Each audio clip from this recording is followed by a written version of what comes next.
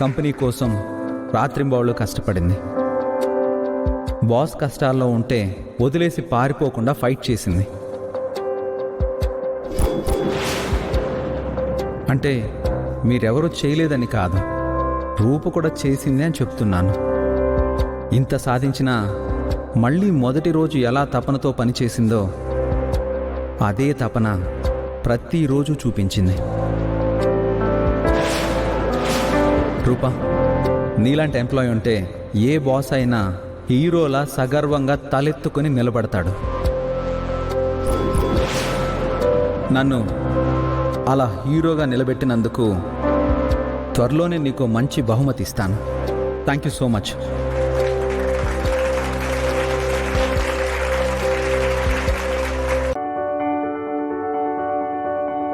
అందానికి గంధం అనేది చాలా చాలా పెట్టింది పేరని చెప్పొచ్చు.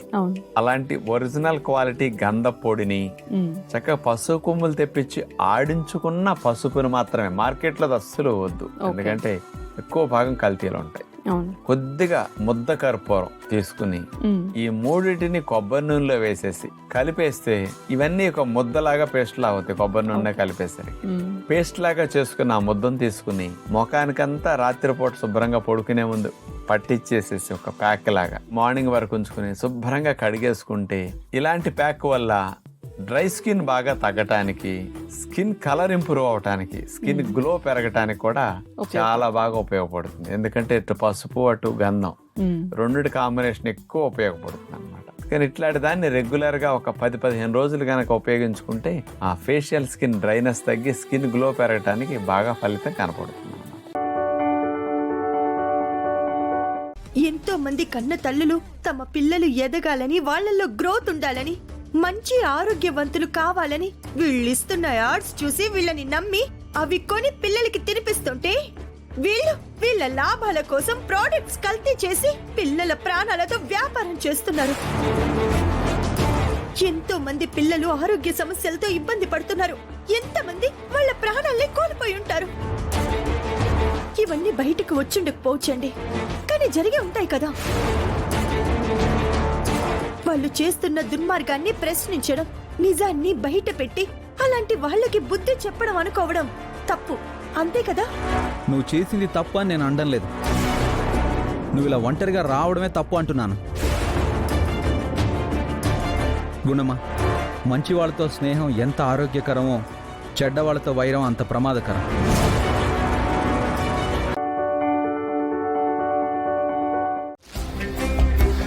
పున్నమి, భోజనం ఎవరికి? బావకి. నేను ఇస్తాలే, నువ్వు తిను పో. సరే వెళ్ళు.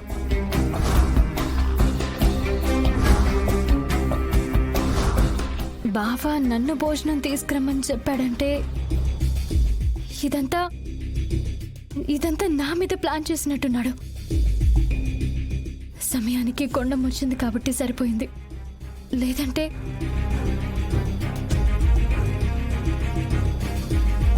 పాపం కొండమ్మ నన్ను కాపాడబోయి తను బలైపోయింది.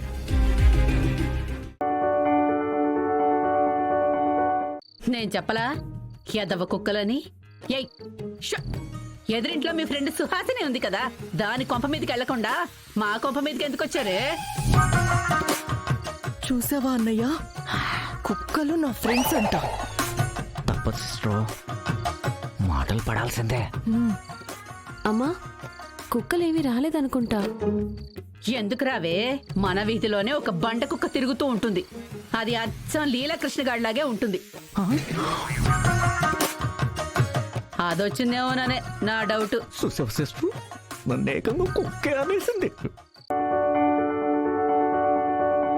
కేదార్, ఏం చేస్తున్నావు? ఐరన్ చేస్తున్నా. నా సారీ నువ్వెందుకు చేస్తున్నావు? అయినా ఎవరైనా చూస్తే ఏమనుకుంటారు? ముందు సార్ ఐరన్ చేయడం ఆపు. ధాత్రి, నువ్వు నా కోసం వంట చేసినప్పుడు నేనేమైనా అన్నానా? పోనీ నా పనులు చేసినప్పుడు ఏమైనా అన్నానా? ఒక పెళ్లిలో నీ పనులు నా పనులు అని ఏమీ ఉండవు, మన పనులుంటాయంతే.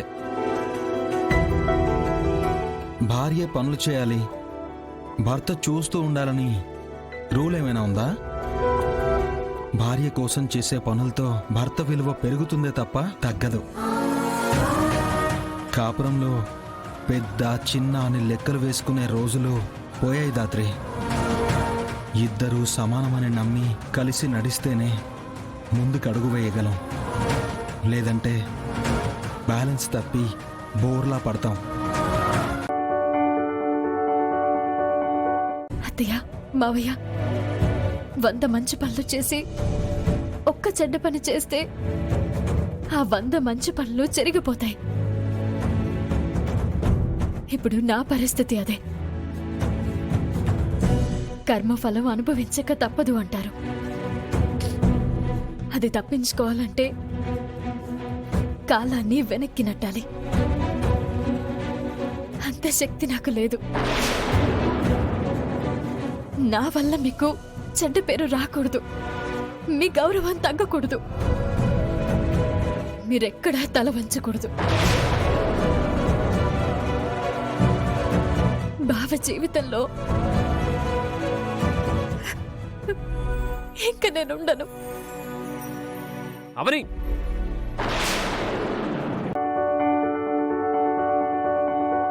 మా అమ్మ పెట్టిన కొట్టు ఇలా నా కళ్ళ ముందే తగలబడిపోతుందని నేను కళ్ళలో కూడా అనుకోలేదురా. మేము చూసే టైంకి బాగా కాలిపోతుంది. అప్పటికే ఆర్పాలని ప్రయత్నం చేసినా కానీ అవి మండుతూనే ఉన్నాయి.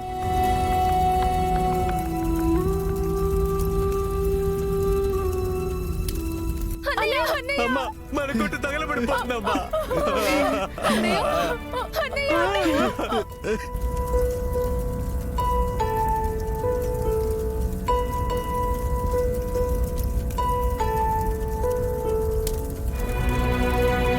మిమ్మల్ని పెంచి పెద్ద చేయడానికి ఉపయోగపడిన కొట్టుకు కాలం చెల్లినట్టుంది. మంటల్లో ఎలా కొట్టుకుంటుందో చూడండి అమ్మా. ఏంటి బ్రో, కడిగేద్దామా లేకపోతే వదిలేద్దామా?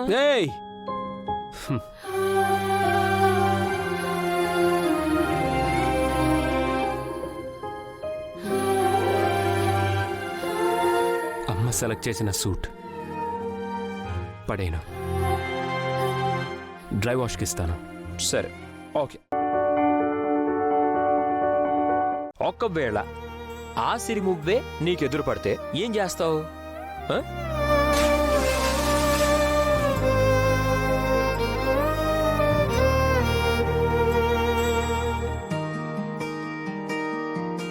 గగనానికి భువనం, భువనానికి గగనం, మన కోసం మనమంటూ నిలిచాయిలా. చినుకంత వర్షం, అణువంత పాశం, సంద్రాన్ని తాకింది సెలయేరులా. ఇది సంతోషమో మేఘ సందేశమో, హరివిల్లు విరిసింది నిశిలో ఇదా. మది సందేహమో విధి సందోహమో, బంధాలు మారాయి.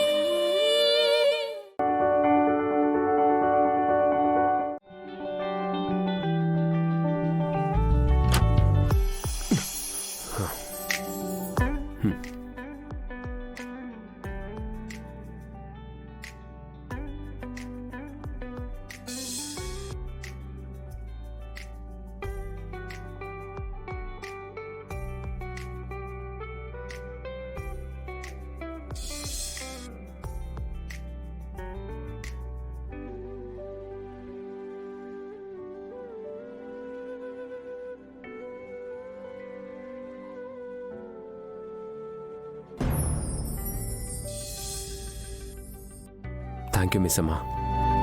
నేనే మీకు సాయం చేయట్లేదే, మీరు నాకు థ్యాంక్స్ చెప్పడానికి. పిల్లల విషయంలో మీకెంత బాధ్యత ఉందో నాకు అంతే ఉంది.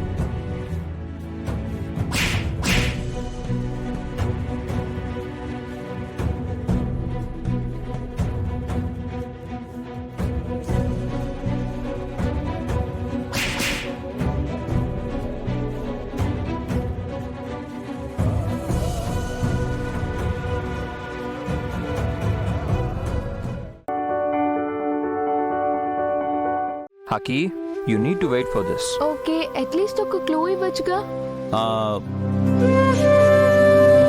మీ లైఫ్లో బాగా మిస్ అయింది తిరిగి మీకు దక్కబోతుంది. మేము మిస్ అయింది అమ్మా నాన్నలనే ఫ్రెండ్. వాళ్ళు తిరిగి దక్కడం అసాధ్యం.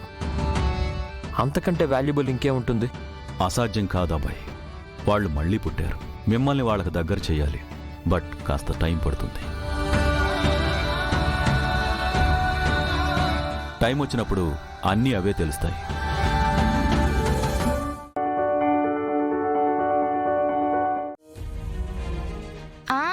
నిన్న సంపు ఓపెన్ లో ఉంది అని క్లోజ్ చేయాలనుకున్నాం కదా, ఒకవేళ అందులో పడిపోయిందేమో. ఏమో చూద్దాం పదా.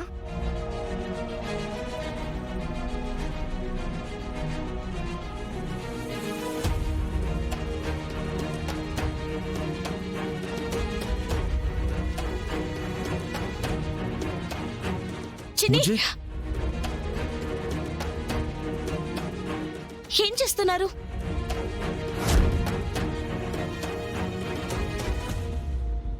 నిన్న మీ నాన్నమ్మ తీశారు, మీరు ఈ రోజా?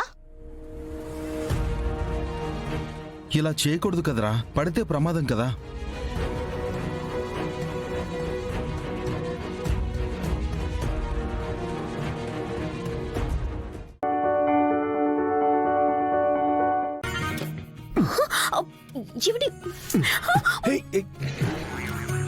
అరవకు, కింద టవల్ ఉంది.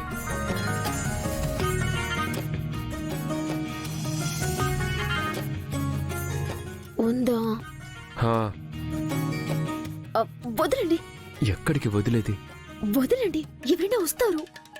వస్తే రాని, నాకేంటి భయం?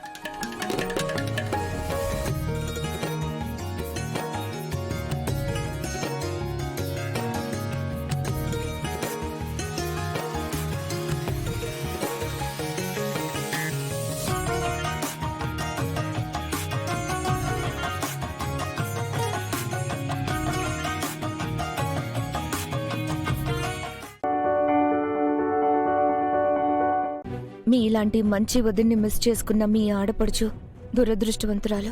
దురదృష్టం నాది రేవతి, అందుకే నా కుటుంబానికి దూరం అయ్యాను. ఇంతకీ నువ్వెందుకు పెళ్లి చేసుకోలేదు? సమయం వచ్చినప్పుడు చెప్తానులేండి టీచర్. నీ కారణాలు నీకుంటాయని నేను అర్థం చేసుకోగలను. కాకపోతే మహాలక్ష్మి కట్టిన ఈ బోన్లోంచి అవకాశం ఉన్నవాళ్ళు ఎంత తొందరగా బయటపడితే అంత అదృష్టవంతులు. నేను మహాలక్ష్మి కట్టిన బోనులో లేను టీచర్. నా మనసుకి నేనే బందీనైపోయాను. నన్ను నేనే కట్టేసుకున్నాను. నాకు నేనే శిక్ష వేసుకున్నాను.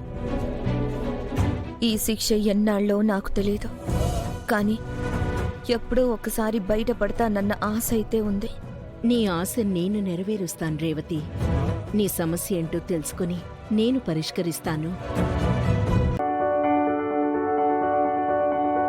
అందరూ అంటుంటే చాలా సంతోషించాను, కానీ నా కూతుళ్ళ విషయంలో మాత్రం వాళ్ళెప్పుడు కంటతడి పెట్టకుండా చూసుకునే బాధ్యత మీదే బాబు, మీదే. మా బిడ్డల పాలిట మీరే దేవుళ్ళు.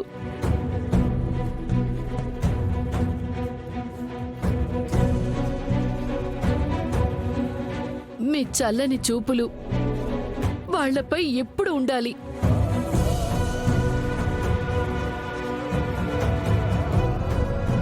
మాకు మగబిడ్డలు లేరు.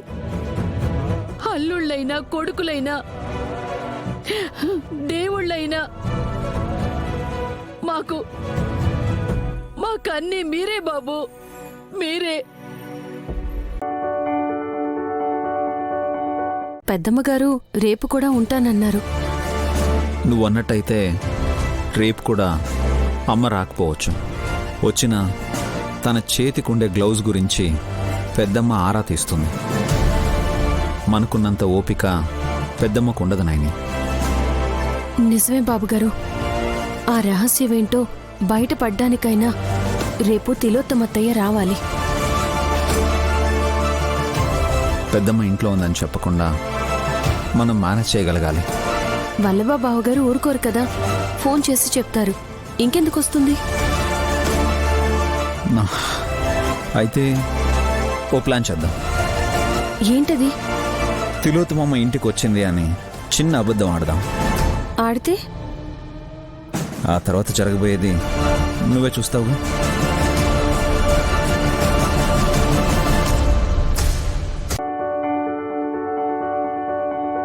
తను జీవితాన్ని చదివేసిన అనుభవజ్ఞురాల్లా మాట్లాడుతుంది అన్నారు. తన గురించి అంత గొప్పగా చెప్పి ఇంతలోనే ఇంత నీచంగా మాట్లాడుతున్నారు ఏంటి? తనలో అన్ని రకాల రూపాలు ఎందుకున్నాయో నాకు తెలీదు.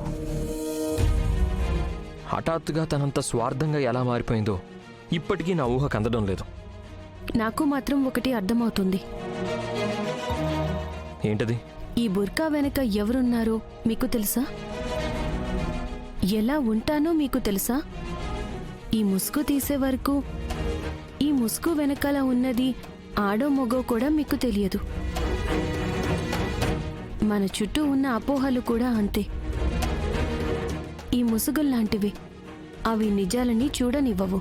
మీరెన్నైనా చెప్పండి, నేను చెప్పిన వ్యక్తికి ఇవన్నీ వర్తించవు. అది నాకు బాగా తెలుసు.